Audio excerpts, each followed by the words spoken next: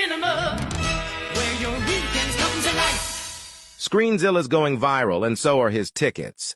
Join our maritime tour for a double feature that's bursting with laughter and generosity, featuring films, bouncy castles, and big checks for the IWK. Secure your spot starting April 19th. It's blockbuster charity at its best. Hey, what's going on, everybody? Welcome to the Corcoran Entertainment Show. I'm your host, Franky Corcoran. Just 1 second here. I'm just going to shut my fan off while I do this podcast. It's funny, when the fan comes on, that's a good sign because that means that summer's coming. And I got to say, that feels great. It feels great. We're in the pluses now. Plus 10, plus 11. Just exactly how I want it. I don't want it too hot, too cold. This is perfect for me. So yeah, guys, welcome to the podcast today. Before we start, just wanted to give another plug. We are less than a month away now from, of course, Love, Loss, and What I Wore.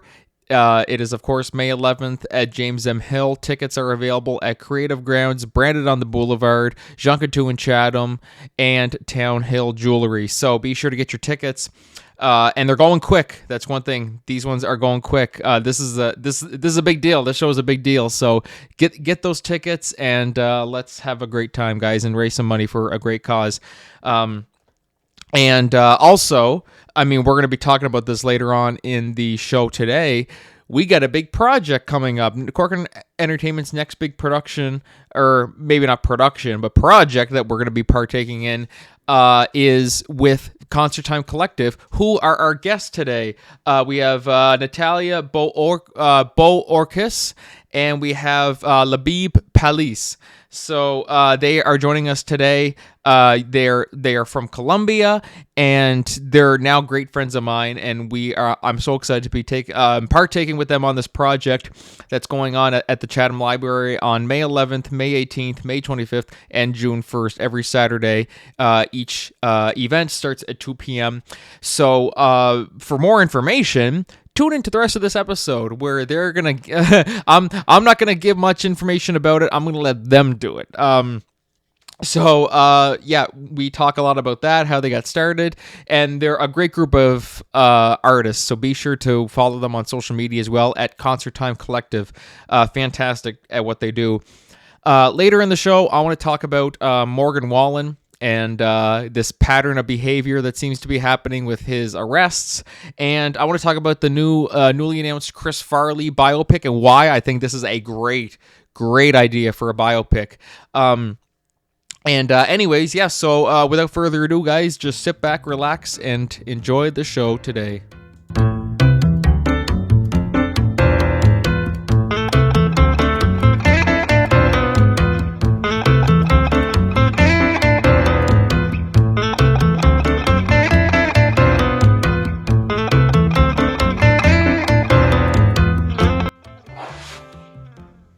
All right, hey, what's going on, everybody? Welcome back to the Corcoran Entertainment Show. I'm your host, Franky Corcoran. Today, I am joined by my two very, very good friends. One's coming to us from Boston. One's coming to us from Miramichi. But luckily, we do this all on Zoom, so we can do this literally anywhere in the world, and we'll still make it seem like we're in the same room. First off, from Miramichi, we have Labib Palis. Labib, what's going on, man? Hello, happy to be here. Thank you for inviting us. Yes, thank you for coming on. And then coming to us all the way from Boston is Natalia Bohórquez. Natalia, what's going on? Hi, Franky. Everything's good. Thank you for the invitation. Yes, well, I should be thanking you guys for keeping me out of trouble because, I mean, you know, we're going to talk later on about the big project that we have going on. But thank you guys for, giving me something to do. I must say that. And it's great to see. First off, congrats on all the success with Concert Time Collective. And it's just great that because we don't really have too much of this in Miramichi. And so you guys are bringing it back. So tell me a little bit. Let's go back in time a little bit. How did the idea for the Concert Time Collective start? Whichever one of you wants to tell that part. Rock, paper, scissors. Well, maybe I'll go if that's okay with you, Labib. No, I wanted Labib to go. No kidding. Well, the way it started back in 2021, I think. Yeah, so basically, I was walking by the Chatham Library one day, and it was a very sunny, beautiful day.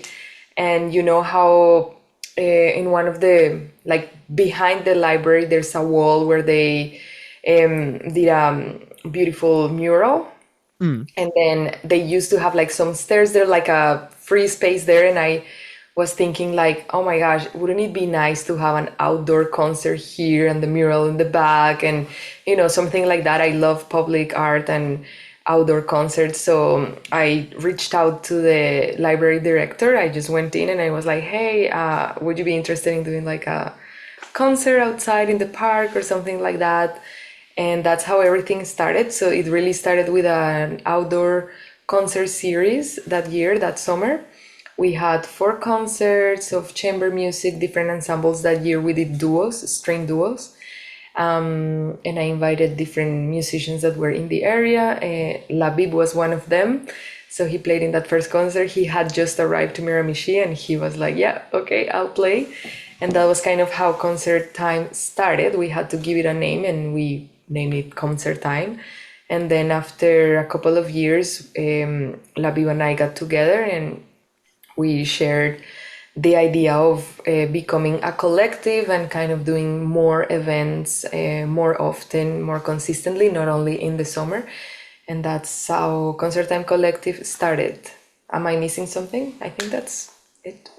Well, you're missing one cool anecdote. So the thing is like we're both from Colombia and we actually met playing uh, a tour like very long time ago. In was it that like 2012, something like that?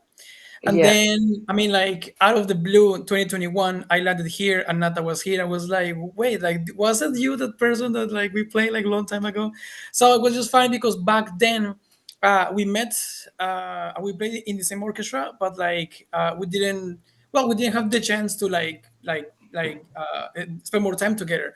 So actually, also playing Concert Time Collective, that made us also friends again here in Miramichi, of all places. So that's also a cool story about how we became a thing, Concert Time Collective.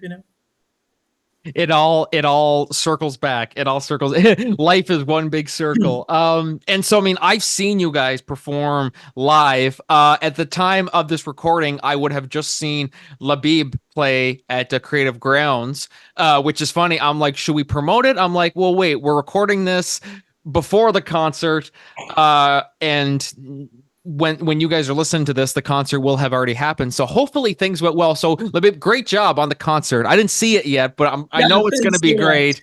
I've seen you guys play live, but thinking back to the first time I saw you guys play back at the Creative Grounds concert in December, the Christmas time one, and I'm always just blown away by musicians in general, just the like you guys just play it like just so. Yeah, sorry, that was that was my terrible impression of playing instruments and stuff. um how did you guys start, like I mean, like how difficult was it learning to play all these different instruments? I mean, obviously you would have known how to do it before starting Concert Time Collective, but I mean, were there some of them like the viola and cello? Did you learn some of those ones new as soon as you started the collective, or how did that go?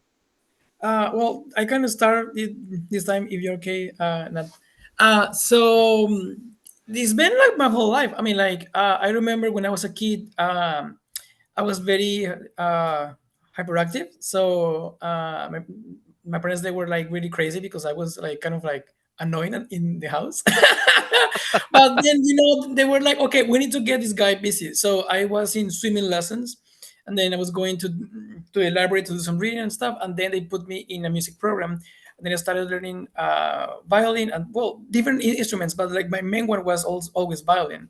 That was when I was like, what, like 7 or 6, something like that. So it's been always there. I cannot imagine my life without the instrument. Actually, I don't remember my life without being a musician. So it is something that it has always been there. being a teenager. And then I was like, you know what, like this is I mean, having fun with this thing. I've been traveling, so I went to university and I came practicing the thing, and yeah, it's been there since I'm a kid. Oh, there. So like there was no adjustment whatsoever. Like because I mean, like the violin to you is like, Captain America's shield. You know what I mean? Like you walk around with the. He just throws the violin at people in public, and then it hits people and bounces back to him. That's how his. And Yeah, then yeah, another work, yeah.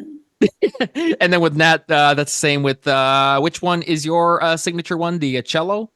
Yes, I play the cello. I'm a cellist, and it's similar but different to Labib. I've played cello since I'm a kid. I didn't start it as young. I didn't start as young as Labib. I started with the cello when I was 12. Just because I went to a concert and I saw the cello section and I was like, I want to play that instrument. I don't even know how, I don't even care about how it sounds. I just want to play that instrument. I thought it was really cool because it was big and I was little and I don't know, I don't know. I thought it would make me feel powerful, and since then I've been a cellist. Yeah, now I do like how it sounds. So you guys are like, yeah, like Captain America, but without the shield, it's your instruments. So Yes. you're never seen without your instrument in public anywhere. Uh, so you guys both, I mean, like, we're also going back a little bit. What drew you from Colombia to Miramichi? I mean, like, it's certainly quite the leap. Leaving, home and coming here where you're like, I don't know if this is going to work out. What drew you here, and then what's keeping you here? Good question. I was studying in the States. I was in Houston. Then, I was looking for places to go, and then I met this guy. He was like, "Would you want to come to Jamaica?" I was like, "Well, like, yeah, sure." So that's how I ended up there. And then, I hear about I was there for a year. Then I went back to Colombia, but then I was looking a way of getting to the north again. I saw this program that they were offering a teaching position. So actually, funny story, because I was offered first to go to teach in San John, but Oh, then okay. the place there got already full. So they were like, "Well, there is a space in Miramichi." I was like, "You know what? Yeah, let's go there." I didn't know what to expect. I got here, then I met Natalia. We started playing, and yeah, like it's a very nice place to be. I mean, like the river, like it's very calm and quiet. No traffic at all. That's awesome. So yeah, this life, I guess. It's certainly no New York, where like the city that never sleeps. This city will sleep, and many times during 12 Early. o'clock. It sleeps early. Yes, exactly. 12 o'clock at night in New York is just 12 o'clock in Miramichi is just crickets. Yeah, that's all it is. Imagine. Yeah. How about you, Nat? What brought you here, and what's keeping you here? Actually, it's funny because I wasn't really looking. Like I went to study. I'm from Bogota, and I went to Boston to study my master's in cello performance. Then I went back to Colombia, and I wasn't thinking about leaving again. I was kind of like doing my own projects there, and I happened to just get together with a friend one day, and she told me about this program called Sistema that had a center in Miramichi and that they were looking for cello teachers. And she was like, maybe you should apply and just go to Canada. And I was like, I'm not sure. I've never heard of Miramichi before or New Brunswick. So, anyway, she encouraged me to apply to the job, and I did it. And they ended up hiring me. And part of me was curious about this place that I'd never heard of before. And yeah, it was kind of like the spirit of adventure and discovering new places, and also coming to teach cello. So that's the reason why I came to Miramichi. And after it's been almost 6 years since I've been here, and what keeps me is like, work and people I've met. My partner is from here, and now this project, Concert Time Collective, that we are trying to develop. So yeah, and the community as well. And we're doing great. I mean, like, we're already making connections. I mean, I met you guys through this, and I mean, yeah. Also, shout out Jimmy McKinley, for kind of being like, hey, yeah, Natalia's doing this project, and we're looking, and she's looking for people to come on board, and so that's kind of how I got on board with this project. So yeah, shout out to you, Jimmy McKinley. You get commission off anything we make. So. I'm not going to say that out loud because then he'll listen to this and go, well, where's my money then? So enough beating around the bush. Let's talk about this project that's coming up. So who wants to talk about this infamous project that we have in the works starting in May? Labib, let's go with you. Okay, so this is the idea that has evolved quite a lot. The first thing that we had in mind was that what if we get to the library, since we already have a partnership with them? What if we get like a really beautiful book and we can like put some music into it? And then the library was like, yeah, sure. But then I don't know, like the more we talk about it, the the idea was changing all the time. So it ended up in four different concerts. So we play the string instruments.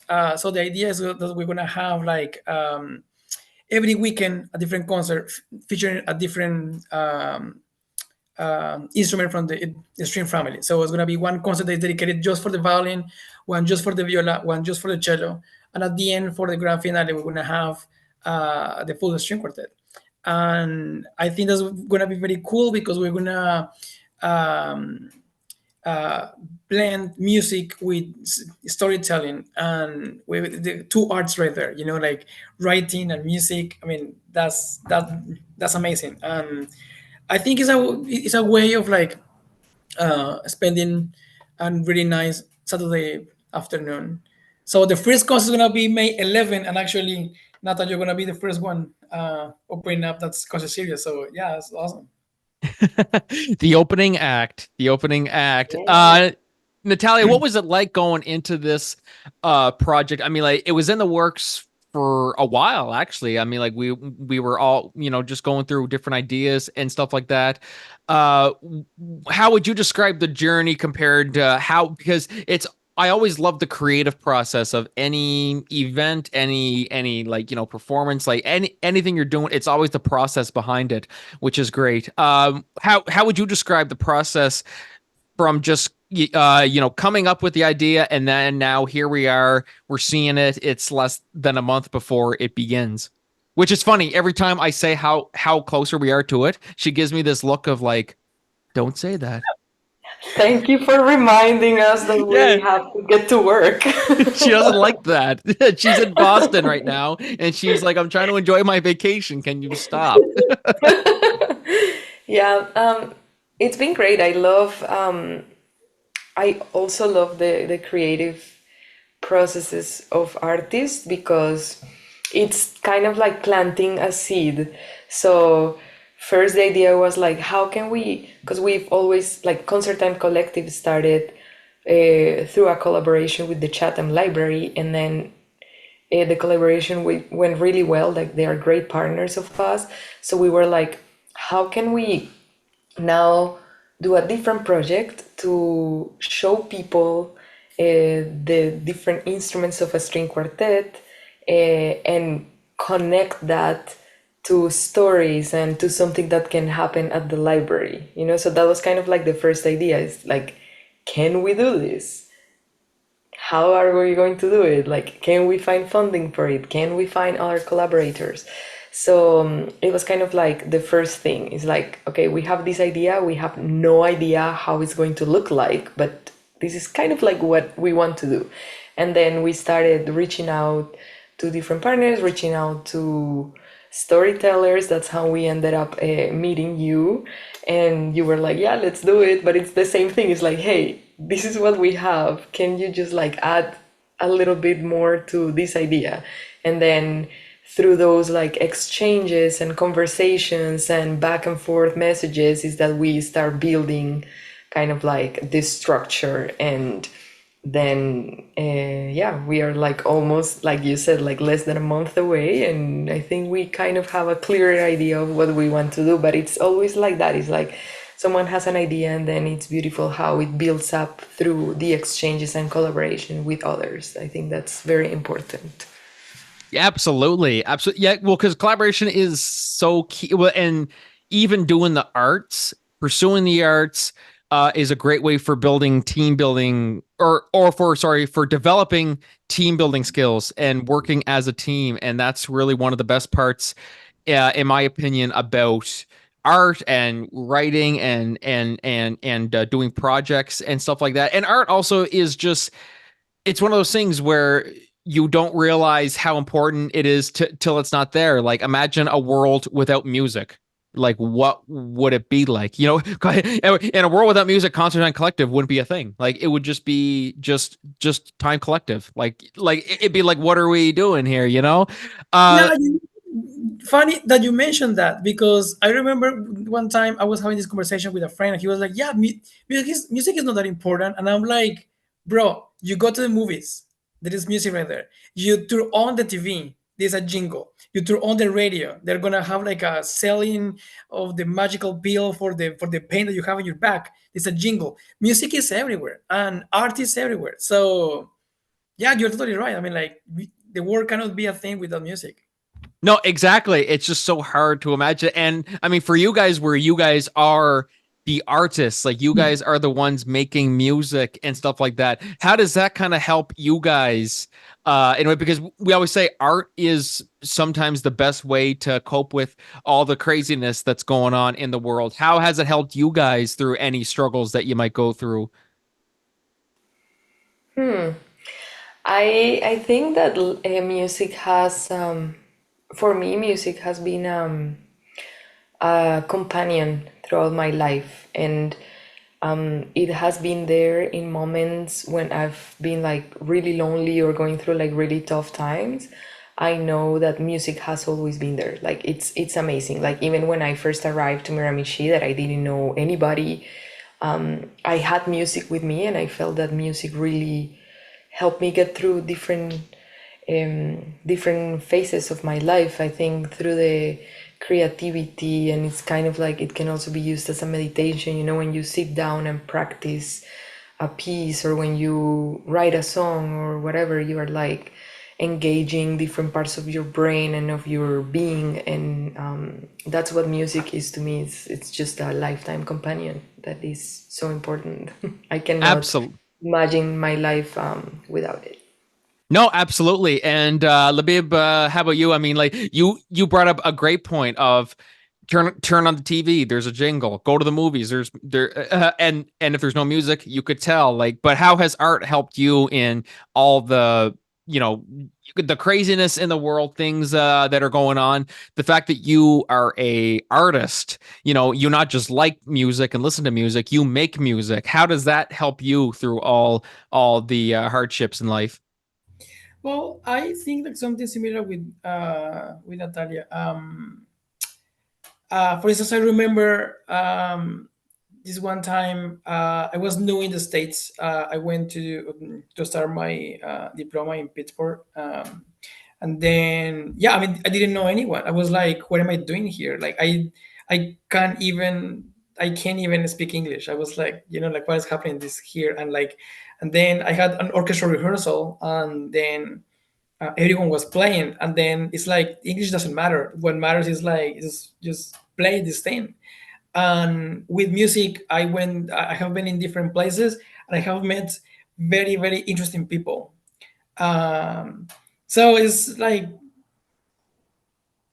I cannot feel lonely, because there is always someone that wants to play with you, and then that person that is sitting beside you is always going to have really cool conversations about either the thing that you're just playing or just about life in general. So like even here, like I go to Miramichi, it was like I don't know anyone, and then I got to see Nata, and then she was like, "Hey, you wanna play this concert series with me in the library?" I was like, "Yeah, sure." And then through that we became friends, and like I met the people that I know here in Miramichi. So like music has always been there. Is a friend. My violin is my best friend because like he's one of those that is there when I don't like him. We fight, and when we love each other again. And then it's always been there. So Know Yeah. what it's like? It reminds me of Toy Story. You guys with yeah. the instruments is like Toy Story. Like, Yeah, and I also wanted to add something is like, just that to add to what Labib says, like music, it's a great way to connect with others because it is true that it's an universal language. Like no matter where you are, there will always be music, different kind of music, um, traditional music from each place, but music is always there, and it's a great way to connect with people. And also here in Miramichi, like through music or through music projects, is that we got to make these connections and to meet you and to meet other people.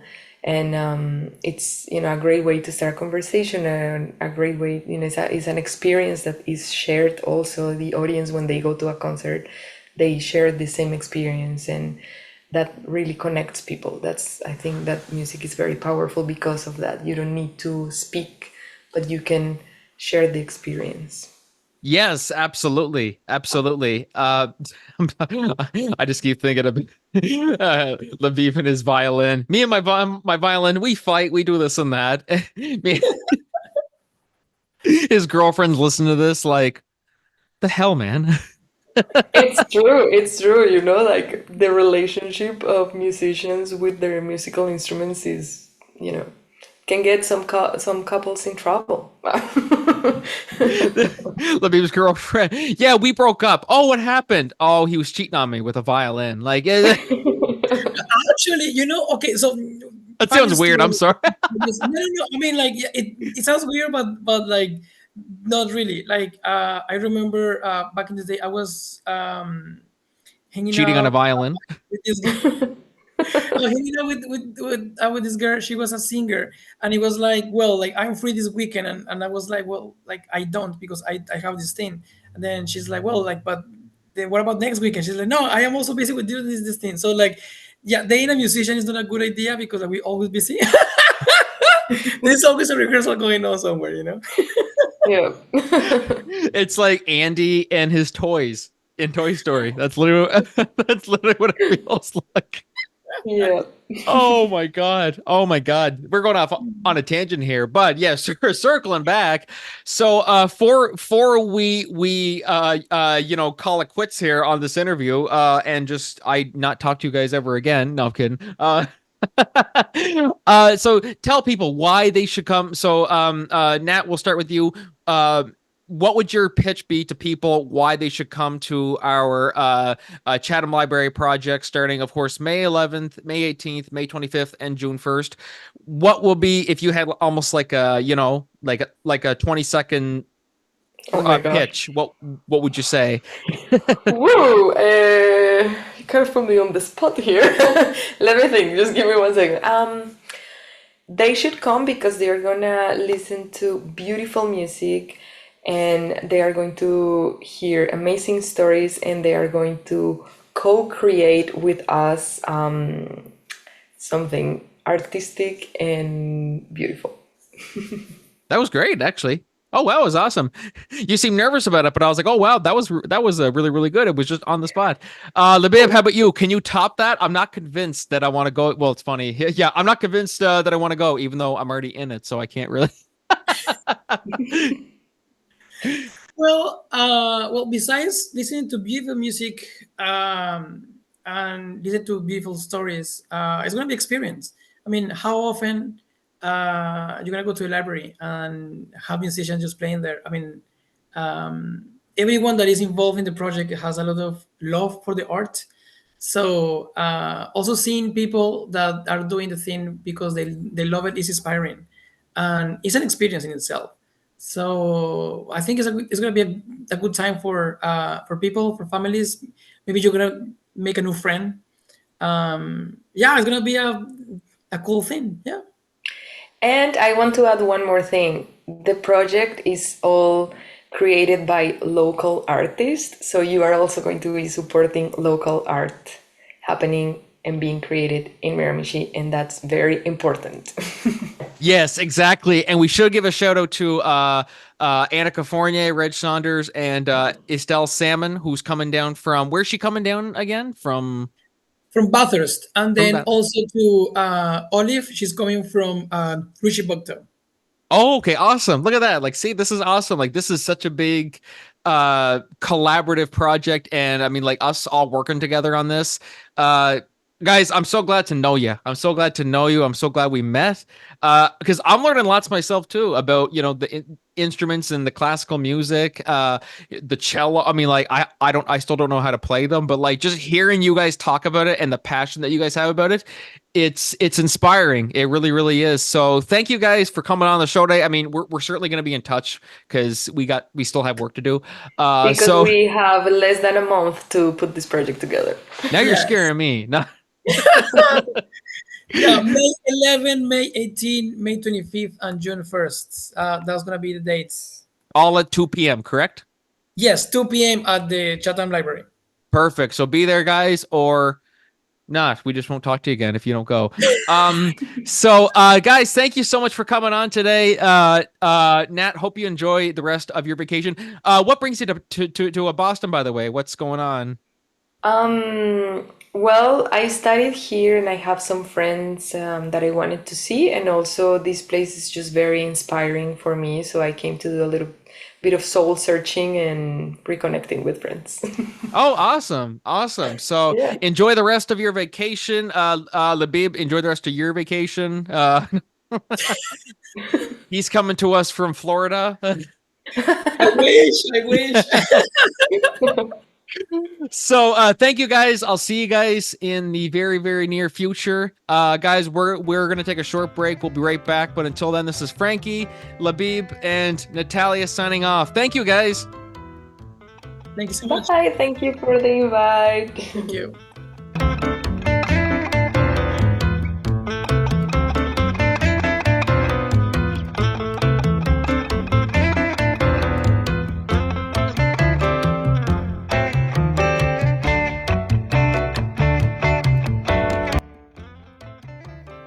Hey everybody, welcome back to the Corcoran Entertainment Show. I am Franky Corcoran. That was Natalia and Labib from Concert Time Collective. Thank you guys so much for coming on the show, and I'm super excited for the project, and we're working hard at it. We're to give you guys something special. So follow us. Well, I mean, of course, if you guys aren't following us on social media, definitely follow us on social media and follow Concert Time Collective, and because we're going to be posting all kinds of our updates with what's going on with the project as we get closer. Lots of stuff going on this year. It's been a busy year, and trust me, I wouldn't have it any other way. I really, really love keeping busy, love staying out of trouble. I think that's the main thing. But someone who doesn't love staying out of trouble is one of our favorite singers, Morgan Wallen. So Morgan Wallen, one of the best country singers today. I think he's one of like the biggest in the world really right now. And maybe like if you go of all time, maybe not of all time, but I mean like definitely within the last 5 years, Morgan Wallen's definitely up there as one of the biggest country stars out there. So I mean, it's funny. His song "Whiskey Glasses" is actually my alarm in the morning. I wake up to "Pour Me, Pour." I wake up to that every morning. So every time that plays on the radio now, I'm like, oh shit, it's time to wake up. Oh wait, I'm driving. Every friggin' time. Anyways, so Morgan Wallen, he's had a little bit of trouble here. Of course, he was just arrested earlier this month for notification. He was arrested this month on April 7th for throwing a chair and this was in Nashville. So this is the article. Morgan Wallen arrested after throwing chair from rooftop of Nashville bar, police say. It's from NBC News. I'm kind of just going to go through it and give my thoughts on it. So country star Morgan Wallen was arrested on reckless endangerment charges after throwing a chair from the rooftop of a 6-story bar in the popular Broadway district of Nashville, Tennessee on Sunday night, police said. Wallen, 30, was booked early Monday on 3 counts of felony reckless endangerment and 1 count of misdemeanor orderly conduct, the Metropolitan Nashville Police Department said. He was at country singer Eric Church's new bar, Chiefs, and the chair fell close to 2 police cars on Broadway, police said. Video from the rooftop showed Wallen lunging and throwing an object over the roof, according to his arrest affidavit. Witnesses also told police they were standing to the right of Wallen and observed him pick up the chair and throw it over to him, laughing afterwards, the affidavit said. He was arrested around 12:30. His bond was set at $15,220 or $1,500 basically. I can't even talk today. $1,500, and he was released around 3:30 a.m. Online Davidson County Jail records show. God, he could just use his ticket money to pay his bail. That's how all these celebrities just make it out of bail. You see some people that can't even pay bail, but you have someone like Morgan Wallen who's so big. It's like $15,000. Okay, yeah, just I make like so much money. Yeah, here, just talk to so and so. They'll set you right up. So yeah, this is crazy. Now here's the thing. So believe it or not, this actually isn't a first time. Well, I mean, the first like controversy, I guess you could say, with Morgan Wallen. He's had his fair share of controversies and stuff like that. There was, of course, back in 2020 when he was completely ignoring COVID protocols, and then in which because of that he was suspended from Saturday Night Live for a little bit, and here's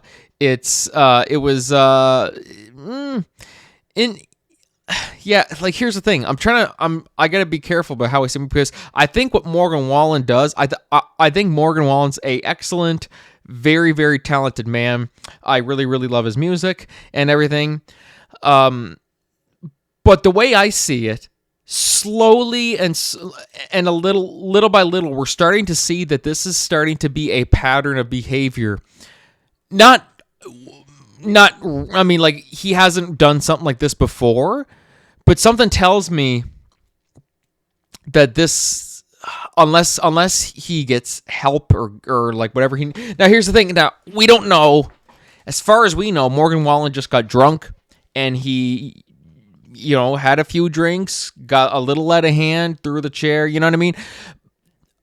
But I think there's gonna come to a point where, because we see people like Ezra Miller, who this ends up becoming a pattern of behavior. We see, someone like Robert Downey Jr. went through this. Luckily, he was able to take accountability for his actions. I just fear, just seeing what Morgan Wallen has done in the past, and I just really, really hope that this doesn't become a pattern, and that this keeps on happening over and over and over again. And I hope eventually, I mean, who knows? Maybe after this incident, he really takes full accountability for what he did, because I don't want to see him spiral. Because this is what happens with celebrities. They spiral. Oh, it's fine. I'm a big celebrity. I can keep on doing this and keep on doing this. I don't anticipate he would ever go to the levels of Ezra Miller, where the only reason why Ezra kept on doing what he was doing was because there were no consequences to his actions. They paid the bail, and then the studios and stuff like that didn't acknowledge anything, and so he just decided, okay, I'm just going to keep on doing what I'm doing. And then eventually the crimes just kept getting worse and worse and worse. So next time, if Morgan Wallen gets too out of hand at a bar, can't even talk. Next time he gets too out of hand and has a few too many drinks, eventually it's someone might end up getting real hurt.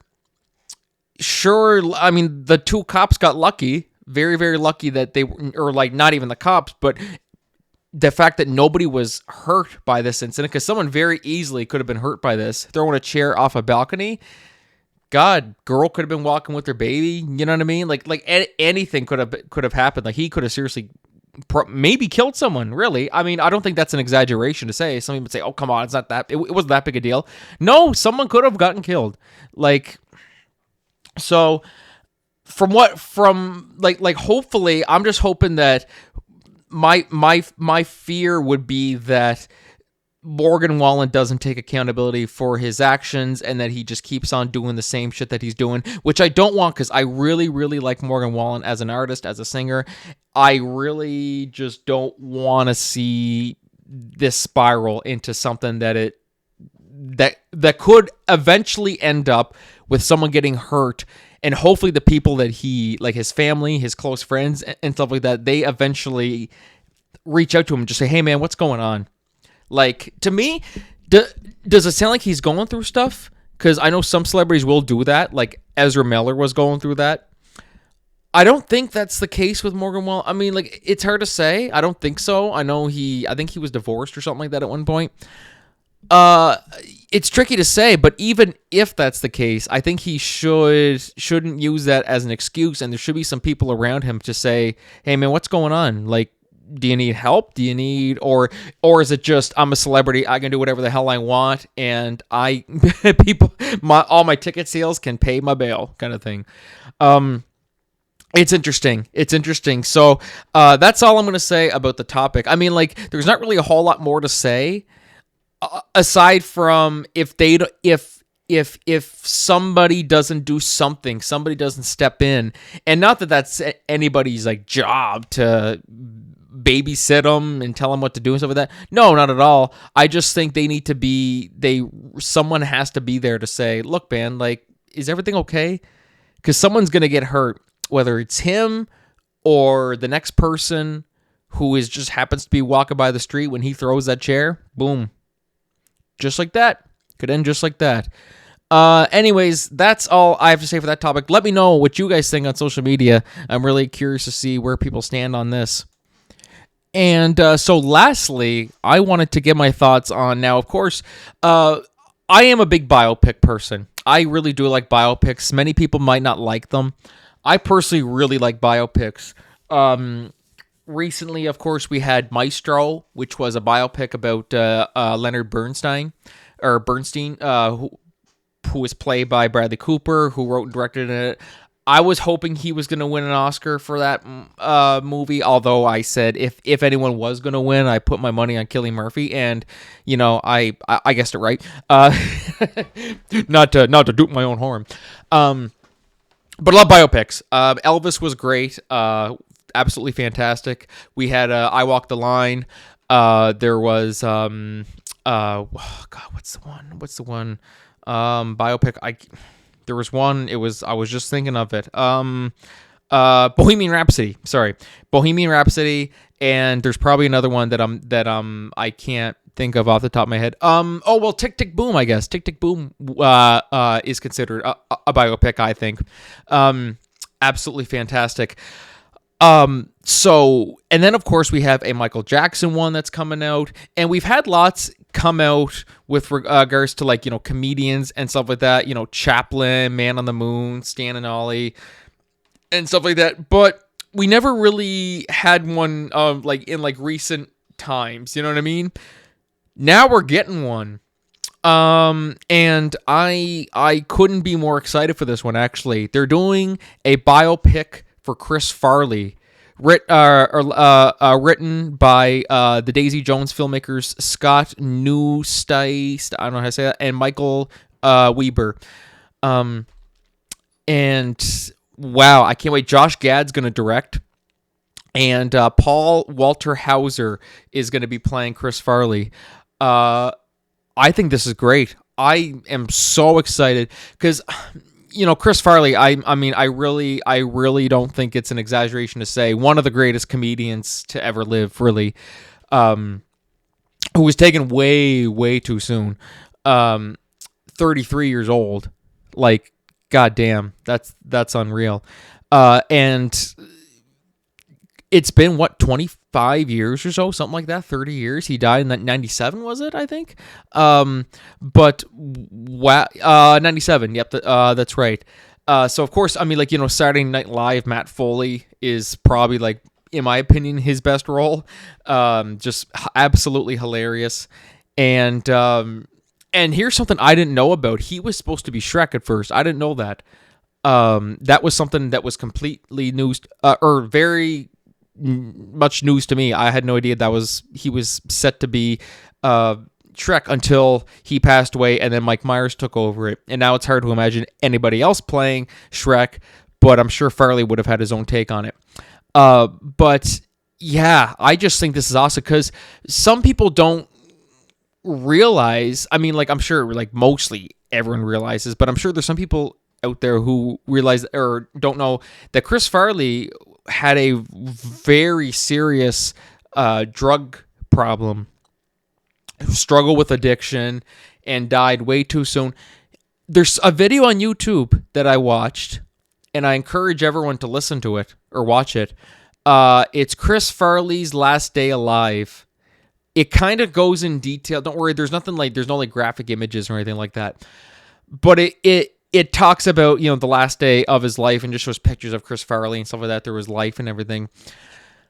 And it was absolutely just crushing just to see that. And I just think, I'm just trying to think of how to say this. It's a story that I think everyone should see in some way. And biopics, like I said, people might not like biopics, and it might have their own, they're just this and that, and blah, blah, blah. But when done right, you look at something like Elvis. Yes, I knew a little bit about Elvis's life and, with the Colonel and stuff like that. But when I saw the movie, it just gave me a whole new perspective on it. Same deal with Walk the Line. Same deal with Bohemian Rhapsody. Same deal with Tick, Tick, Boom. All these, and I'm sure the Michael Jackson one is going to be like just the same. And I'm sure. Oh, of course. By the way, I'm not giving too much thoughts on this week, but of course it was announced. Frank Sinatra. They're doing a Frank Sinatra biopic with Leonardo DiCaprio. Martin Scorsese's doing.